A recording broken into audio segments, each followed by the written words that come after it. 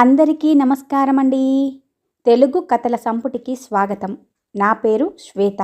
ఈరోజు మనం చెప్పుకోబోయే కథ, కొడుకు కోడలు ఎంత మంచిగా చూసుకున్నా వారిపై కోపాన్ని ప్రదర్శించే ఆ తండ్రికి ఆ కొడుకు ఎలా బుద్ధి చెప్పాడు అనేది ఈ కథలో చూద్దామండి. మరి కథ పేరు కథలో జీవిత సత్యం. రచించిన వారు దొండపాటి కృష్ణ గారు. మరి కథలోనికి వెళ్లే ముందు మన ఛానల్ని మొదటిసారిగా చూస్తున్న వారైతే సబ్స్క్రైబ్ చేసుకోవడం మర్చిపోకండి. కథను పూర్తిగా విన్న తర్వాత లైక్ చేయడం, షేర్ చేయడం అస్సలు మర్చిపోవద్దండి. ఇంకెందుకండి ఆలస్యం, కథలోనికి వెళ్ళిపోదాం. తప్పు చేయనప్పుడు తప్పు చేశావు అని ఎవరైనా నిందించినప్పుడు మనిషిలో అపరిచితుడు నిద్రలేస్తాడు. అసహనంతో, కోపంతో రగిలిపోతాడు. కానీ గోవర్ధన్ మాత్రం నిగ్రహాన్ని పాటించాడు. అన్నీ సమకూర్చుతున్నా ఏమీ చెయ్యటం లేదని అందరూ వేలెత్తి చూపించేసరికి అతనిలో అసహనం పొంగిపొర్లింది. నీ గురించి నాకు తెలుసురా. మీ నాన్న మీద నీకెంత ప్రేమో నాకు కాక ఇంకెవరికి తెలుస్తుంది చెప్పు. మన వాళ్లను కాదనుకుని ఎక్కడ్నుంచో తెచ్చుకున్న అమ్మాయి. నీ అంత ప్రేమగా, నీలాగే బాధ్యతగా ఉండాలని ఏం లేదుగా అంటూ సెంటర్లో బండరాయి పైన కూర్చొని గోవర్ధన్ వంకే సూటిగా చూస్తూ అన్నాడు వెంకయ్య. ఏం జరిగిందో సూటిగా చెప్పు బాబాయ్, డొంక తిరుగుడు వద్దు అన్నాడు గోవర్ధన్. అతని మాటల్లో కోపం ధ్వనించింది. ఊరంతా కోడై కూస్తున్నా నీకింకా తెలియదట్రా. వడదెబ్బలను సైతం తట్టుకొని తిరిగిన మీ నాన్న చద్దన్నం తినలేక ఎక్కడ చచ్చిపోతాడోనని భయంగా ఉందిరా. ఎన్నడూ లేనంతగా ఈ 7 వర్షాలు బాగా పడ్డాయి. రోజూ పడుతూనే ఉన్నాయి. అస్సలు తెరిపి ఇవ్వటం లేదు. అందరికీ జ్వరాలంటుకుంటున్నాయి. ఆ ముసలోడి పరిస్థితి కాస్త అర్థం చేసుకోరా గోవా అంటూ వెంకయ్య అర్థించాడు. చద్దన్నమా? ఆయనెందుకు తింటాడు బాబాయ్? అసలు చెద్దన్నమే ఇంట్లో ఉండదు. అలాంటప్పుడు ఎలా తింటాడు? మేం పెడుతున్నామని నీకేమైనా చెప్పాడా అంటూ బండిని పక్కన పార్క్ చేసి వెంకయ్య పక్కన్నే కూర్చున్నాడు గోవర్ధన్. ఊర్లో అందరికీ చెప్తున్నాడురా. ఇదిగో ఇక్కడే ఈ బండరాయి దగ్గరే కూర్చొని వచ్చేపోయే వాళ్లతో తన గోడుని చెప్పుకుంటున్నాడు మీ నాన్న అంటూ కింద పడిన టవల్ను తీసి దులిపి భుజంపై వేసుకుంటూ అన్నాడు వెంకయ్య. గోవర్ధన్కు సంభాషణను పొడిగించడం ఇష్టం లేకపోయింది. ఒకవేళ నిజంగానే ఇదే జరిగి ఉంటే నాన్న ఆవేశంతో అరిచేవాడు. అలాంటిది ఏమీ జరగలేదు. గోవర్ధన్కి నిజంగానే తండ్రిపై కోపం వచ్చింది. కానీ నిగ్రహించుకొని తండ్రిలాగా కుటుంబ విషయాలను బయట పెట్టుకున్న వాడిని అవుతానని ఆగిపోయాడు. విజ్ఞుడు, చదువుకున్నవాడు, సమస్యను త్వరగా ఆకలింపు చేసుకునే మనస్తత్వం కలిగినవాడు. ముత్తాతల దగ్గర్నుంచి తండ్రుల జీవనం దాకా ఎంత కష్టపడ్డారో తెలుసున్నవాడు. వాటికన్నా కూడా తను చూసినవే ఎక్కువగా బాధించటం వలన మృదు స్వభావిగా మారిపోయాడు. నాన్న చెప్పినట్లుగా ఏమీ జరుగుండదు అని నా అభిప్రాయం బాబాయ్.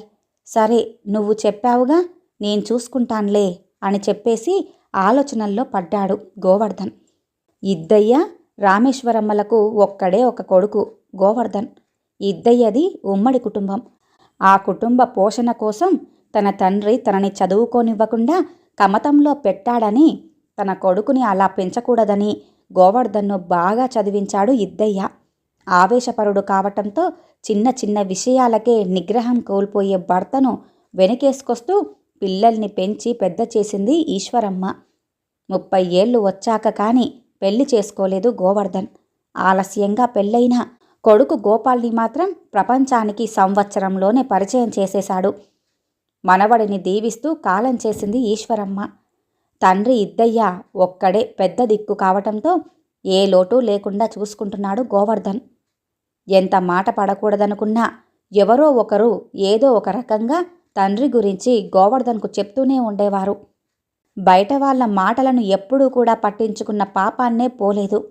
కానీ ఇప్పుడు అన్నీ తెలిసిన బాబాయ్ కూడా తనను, తన భార్య రంజనిని వేలెత్తి చూపిస్తుండటంతో తట్టుకోలేకపోయాడు గోవర్ధన్. బాబాయ్కి 2 కొడుకులు. వాళ్ళిద్దరూ ఆయన్ని పట్టించుకోకపోయినా, చీదరించుకుంటున్నా అతని కుటుంబ విషయాలను మాత్రం బయట పెట్టడు బాబాయ్. అందుకే అతని వ్యక్తిత్వానికి గోవర్ధన్ దాసోహమయ్యేవాడు. కానీ ఇప్పుడు తననే వేలెత్తి చూపిస్తుంటే శత్రువులా కనిపిస్తున్నాడతను. బ్యాగుని లోపల పెట్టేసి వేడి వేడి నీళ్లతో స్నానం చేసేసి వచ్చి డైనింగ్ టేబుల్ దగ్గర కూర్చున్నాడు గోవర్ధన్. భార్య రంజనిని పిలిచాడు. భర్త పిలుపుకి పరిగెత్తుకొచ్చిందావిడ. మా నాన్నకు చద్దన్నమేమన్నా పెడుతున్నావా అంటూ సాలోచనగా అడిగాడు. చద్దన్నమా? చద్దన్నం మనింట్లో ఎక్కడుంటుందండి? ఇంట్లో ఎంతమంది ఉన్నామో అంతమందికే సరిపడా వండుతానని మీకు కూడా తెలుసుగా. ఏమైంది అంటూ సమాధానమిచ్చినంతలోనే ప్రశ్నను సంధించింది భార్యామణి. నువ్వు రోజూ చద్దన్నం పెడుతున్నావని, రోజూ అది తినటం కంటే చావటం నయమని అడిగినోళ్ళకి అడగనోళ్ళకి చెప్తున్నాడట మా నాన్న. మా వెంకయ్య బాబాయ్ రోడ్డు మీదనే ఆపి అడుగుతున్నాడు నన్ను. ఇంత బాగా చూసుకుంటున్నా మనల్నిలా రోడ్డుకీడుస్తుంటే ఎలా? చద్దన్నం పెట్టకుండానే పెట్టారని ఎందుకు చెప్తున్నాడో అర్థం కావటం లేదు. నువ్వు నిజంగానే చెప్తున్నావు కదా, నువ్వు పెట్టలేదుగా అంటూ రూఢీ చేసుకోవటానికి అడిగాడు భర్త. అతని మొహంలో నిరాశ కనిపించింది. అయ్యో రామ, పిల్లలు త్వరగా తింటారని అన్నం ముందే వండేస్తాను. వేడి వేడి అన్నం తినమని అడుగుతుంటే నాకు ఆకలిగా లేదని, ఇప్పుడే కాదని రాత్రి ఎప్పటికో తింటున్నారు మామయ్య. వండిన తర్వాత ఎప్పటికో తింటే అది చల్లబడుతుంది కదండి. మామయ్యకేమో వేడి వేడిగా చేతి వీళ్ళు కాలేలా ఉంటేనే తింటారాయే.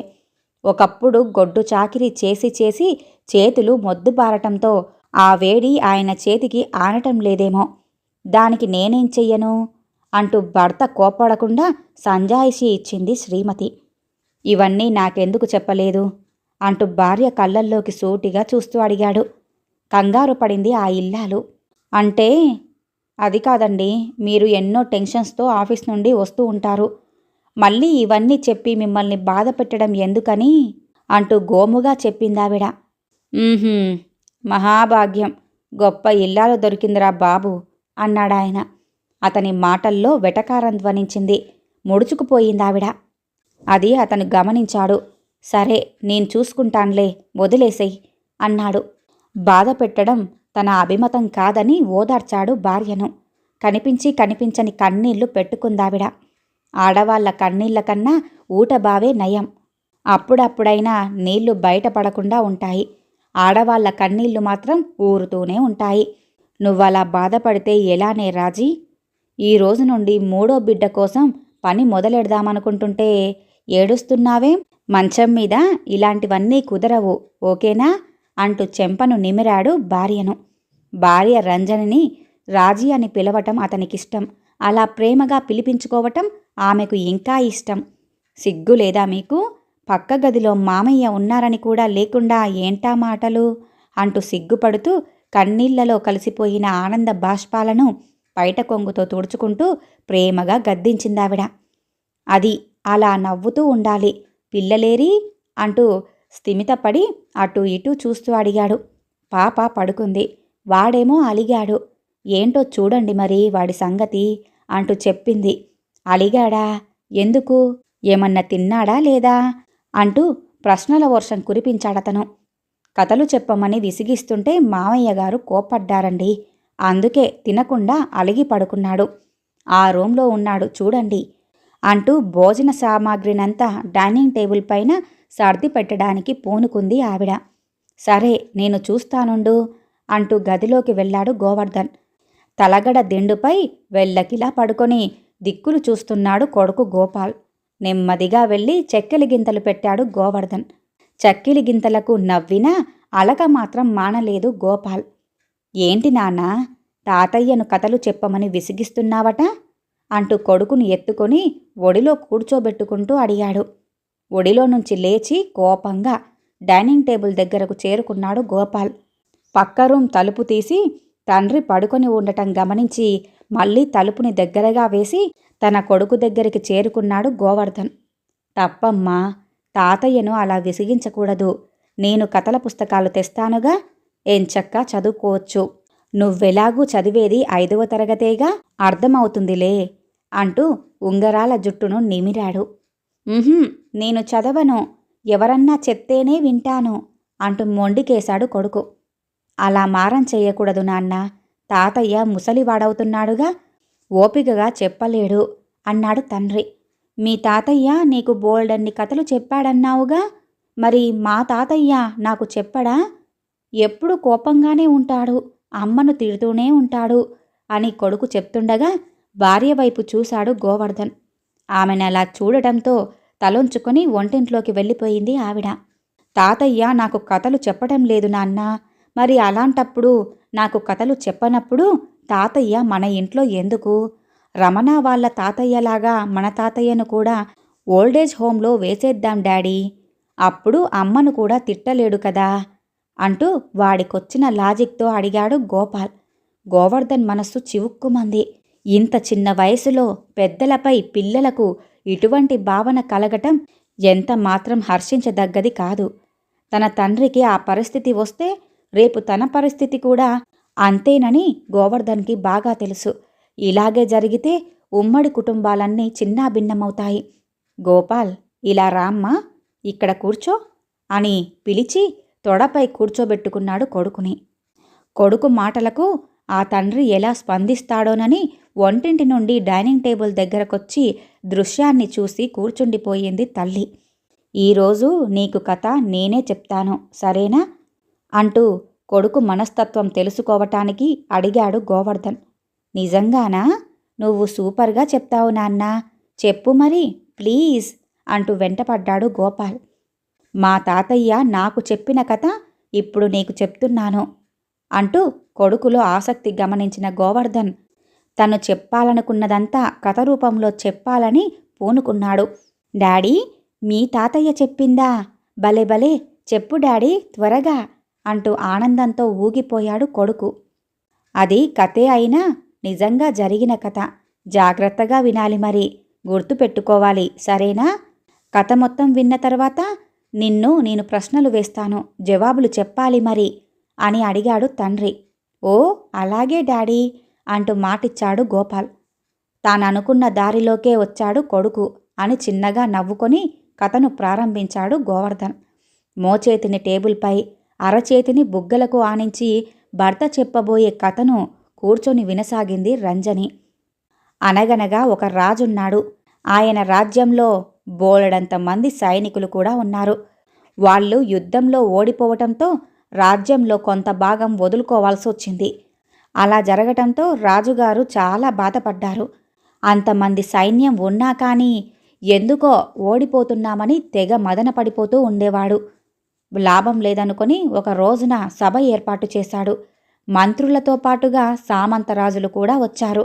ఉన్న పలంగా సభను ఎందుకు ఏర్పాటు చేశారో తెలియక ఎవరికి వారు మొహాలు చూసుకుంటున్నారు. ఇంతలో రాజుగారు సభలోకొచ్చారు. సింహాసనంపై దర్జాగా కూర్చొని అందరి వంకా చూశాడు. అందరూ ఉత్కంఠంగా ఉన్నారు. మన రాజ్యంలో సైనికులు చాలామందే ఉన్నారు, అయినా ఓడిపోతున్నాం. ఎందుకిలా జరుగుతుంది? దీనికి పరిష్కారం ఏంటి అని అడిగాడు రాజు. సైనికులు సరైన శిక్షణ తీసుకోవటంలో విఫలమవుతున్నారు అని ఎవరో అన్నారు. యుద్ధంలో సైనికుల శౌర్యాన్ని కల్లారా చూసిన రాజు అవి నమ్మలేదు. ఇంకా ఏమైనా లోపాలుంటే చెప్పమన్నాడు. ఎవరెవరో ఏవేవో చెప్తున్నా అవేవి సరైన కారణాలుగా అతనికి తోచలేదు. అంతలో ఒక సామంతరాజు నిలబడ్డాడు. గొనుక్కుంటూ ఉన్న సభంతా కూడా ఒక్కసారిగా నిశ్శబ్దమయ్యింది. రాజా, మన సైన్యంలో సగానికి సగం 50 సంవత్సరాలు దాటిన వాళ్లే ఉన్నారు, అంటే ముసలివాళ్ళు. వాళ్ల వయస్సు పైబడటంతో వాళ్లను వాళ్లే రక్షించుకోలేకపోతున్నారు. మరి మిగిలిన వాళ్ళనందర్నీ కూడా ఎలా రక్షించగలరు? వాళ్ల వలన మిగిలిన సైన్యం కూడా చేజారిపోతుంది రాజా. కాబట్టి వాళ్ళందరినీ తప్పిస్తే సరిపోతుంది అన్నాడాయన. వాళ్లను సైన్యం నుండి తప్పించి రాజ్యంలో ఉంచినా కూడా జరిగేది అదే కదా. శక్తిని కోల్పోయిన వాళ్ళు అక్కడైనా ప్రమాదమేగా. తగ్గిస్తే సైన్యం బలం తగ్గిపోతుందిగా అంటూ సందేహాన్ని వెలిబుచ్చాడు రాజు. శత్రువులు మన సైన్యాన్ని దాటుకుని లోపలికొచ్చినా ఈ పెద్దవాళ్ల వలన ఒరిగేదేం లేదు కదా మహారాజా. అందుకే ఈ పెద్దవాళ్ల శిరస్సులను ఖండింపజేస్తే ఇబ్బందే ఉండదు మహారాజా. వీరి కోసం ఆరాట పడేవారు కూడా ఉండరు అన్నాడు ఆ సామంతరాజు. రాజుగారు ఆలోచనల్లో పడ్డారు. యుద్ధంలో పోరాడలేకపోతున్న ఈ పెద్దవాళ్లను కాపాడుకుంటూ సైన్యాన్ని, ప్రజలను పోగొట్టుకోవటం కంటే పెద్దోళ్లనే చంపేస్తే సమస్య ఉండదు అని రాజుగారు తప్పుగా ఆలోచించాడు. మంచి పద్ధతి కాదని మంత్రి వారించినా మూర్ఖంగా ఆజ్ఞాపించాడు. రాజు తలుచుకుంటే ఎంత పని! తర్వాతి రోజే రాజ్యంలోకి సైనికులను పంపించి 50 ఏళ్లు దాటిన వాళ్ళనంతా కూడా చంపేయమన్నాడు. దాంతో 50 ఏళ్లు దాటినవాడు ఒక్కడూ రాజ్యంలో మిగలలేదు. అసలు కథ అప్పుడే మొదలైంది గోపాల్. పెద్దోళ్లను చంపేసిన కొన్నాళ్లకు రాజ్యంలో ఎప్పుడూ చూడని తీవ్రమైన కరువొచ్చింది.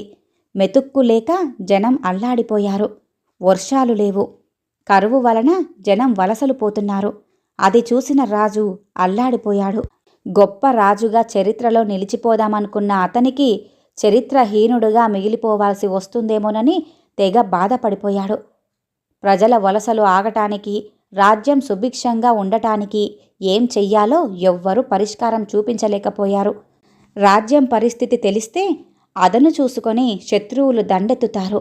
బయటకు చెప్పుకోలేని సమస్య అది.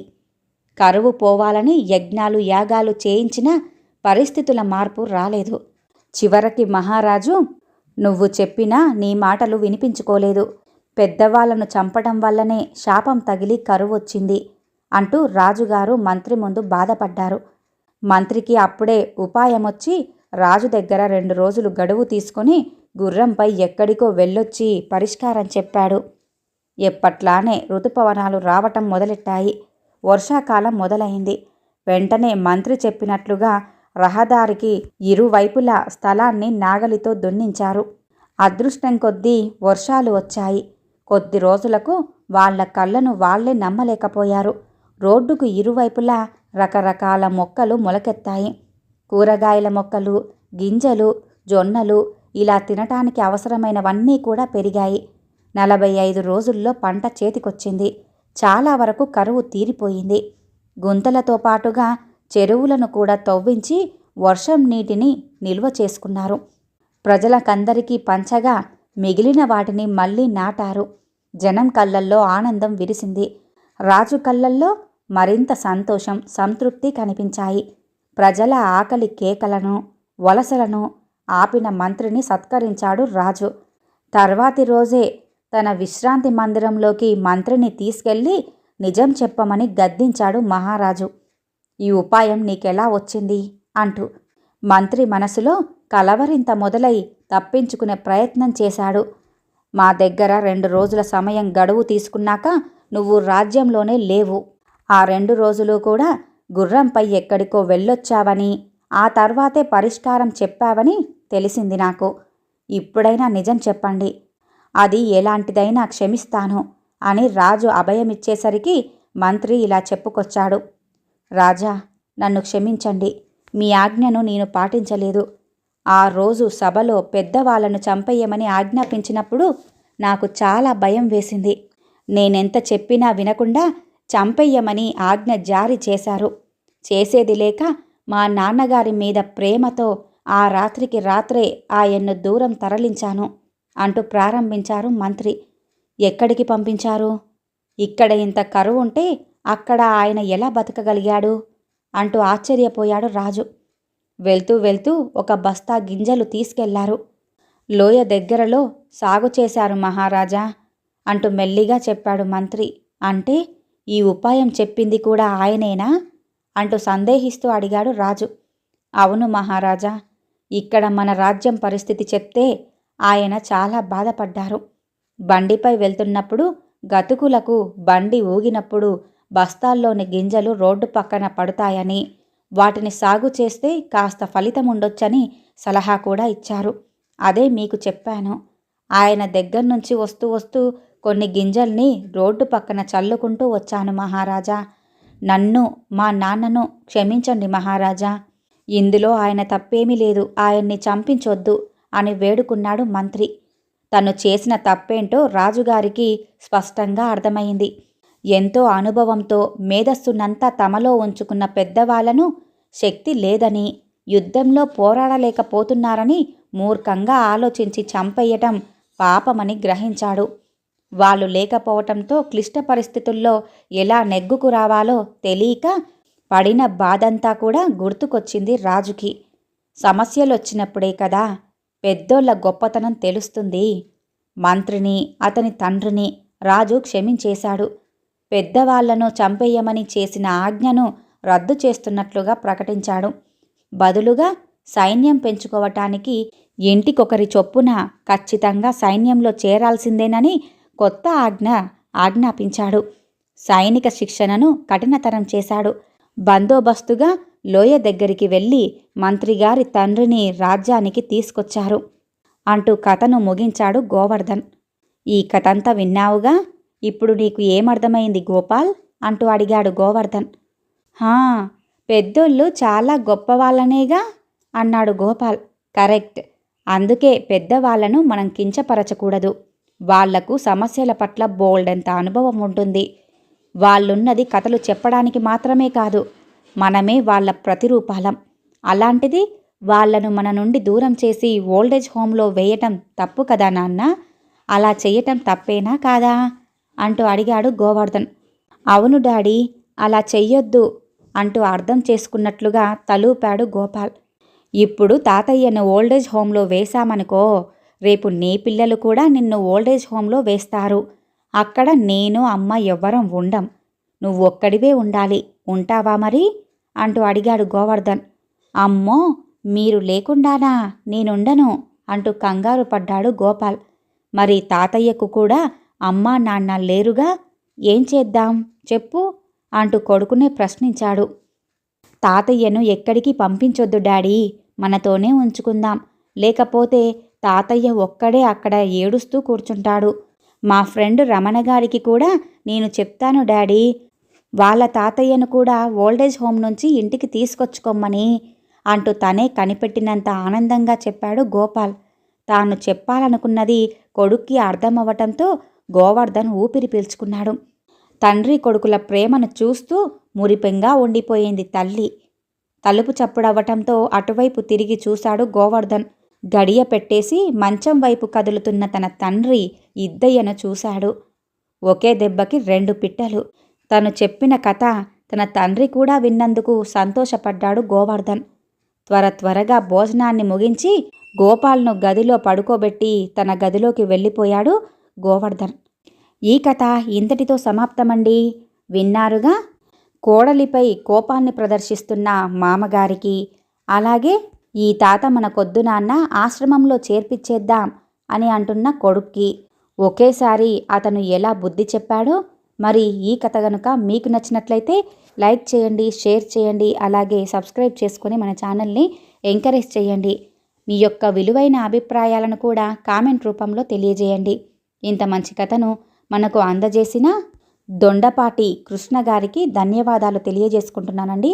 మరొక మంచి కథతో మళ్ళీ కలుద్దామండి. నమస్కారం.